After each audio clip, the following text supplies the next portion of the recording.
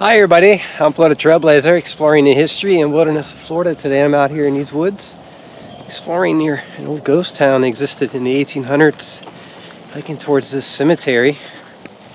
The town was known as Oriole, and many know the cemetery as Oriole Cemetery, but it's actually also called the Giddens Homestead Cemetery.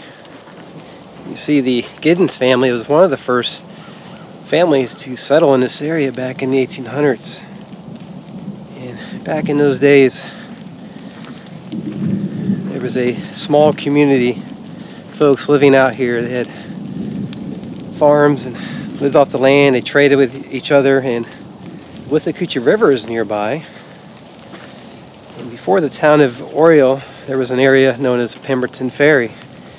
At one time, the only way across the Wit-to River was by taking this ferry. There was a ferry master that lived up there. So many layers of history in this part of the wilderness. It's great to be out here, enjoying the woods, fresh air.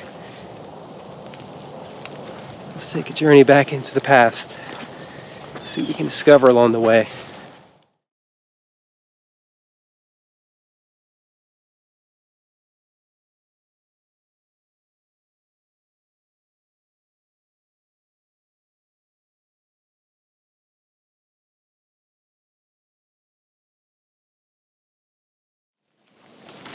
Really beautiful swamps out here.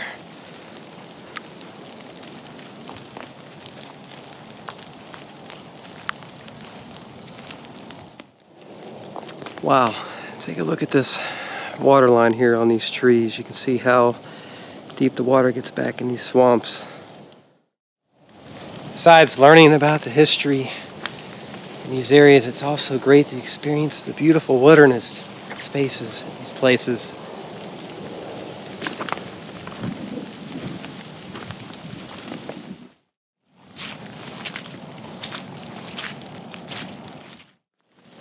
It's really nice walking these old town roads, place of activity at one time. Now, this town was a small community, maybe 100 people or so. Back in those days, it was growing, just like all the other communities along the railroad line here. In around 1894 or so, we had the great freezes here in Florida, and it devastated a lot of crops. So a lot of towns didn't survive after those times. And from what I've learned, the Oriole mines actually operated up until 1910 or so, maybe 1912, in that time period. So the mines continued in operation, but the town slowly declined and was eventually abandoned.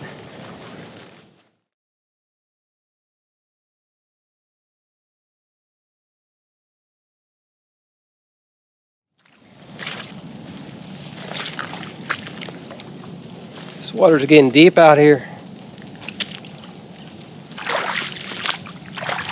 Navigate my way around this area. Now, this road is actually built up. You can see here, so it dries out there. They build these roads up along the surrounding swamps.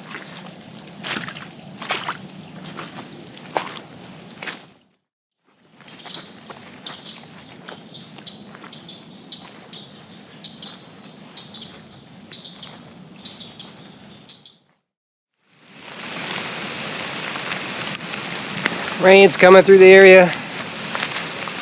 Gonna hike up towards the cemetery. Getting close to the area.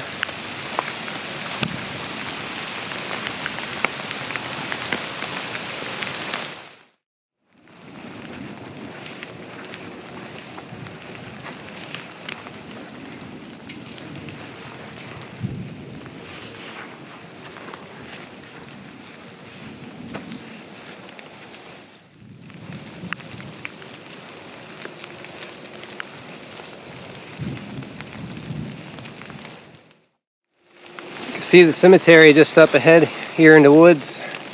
Very overgrown out here. I'm following the path into the area.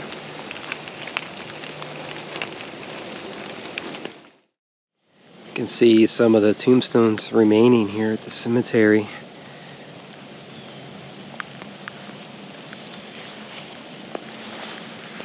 This is a Woodman of the World memorial. And this person was born in 1884 and passed away in 1917.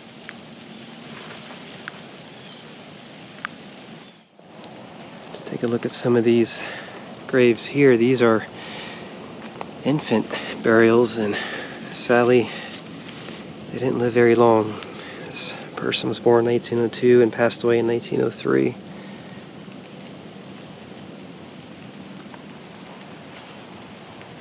There's another one over here. 1904, passed away 1905.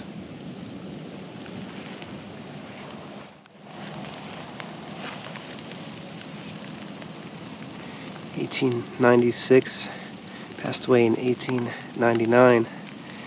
Little Della Joe. This is the grave site of Elizabeth Giddens, and the Giddens family is one of the early settlers in the area. Elizabeth Giddens lived from 1849 and passed away in 1876.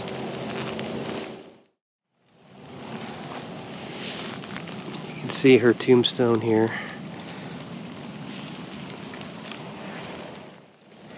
You can see some tombstones laying up against the tree here, and some other ones scattered around the cemetery here.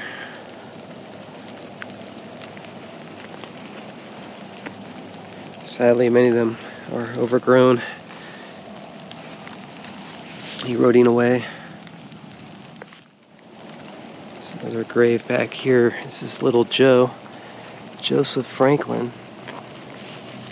And he was born in 1886 and passed away in 1888. Sad to see so many infant graves here at the cemetery. During those times, it's a hard way of living these areas. Many had influenza, other diseases.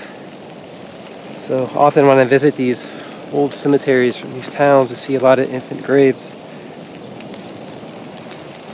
It's a really nice resting place here in the wilderness, though. It's great to be able to come out here still and experience the history and learn about it. The people that once lived in these areas.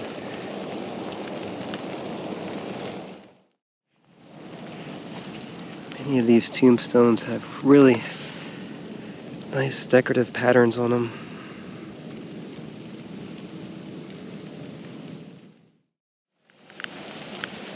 Really nice to be out here. Can you imagine this place when the cemetery was initially established? How beautiful it must have been, and how different it would have looked in those times. You sense the history out here, feel the past. Now, I have seen this cemetery maintained in the past, cleaned up, and it looks so different. So from time to time, folks do come out here and help keep this place up. Volunteers, surviving family members of the folks buried here, and forestry staff. Everyone tries their best. It's always important when you come out to these places to be respectful and not to disturb these sites.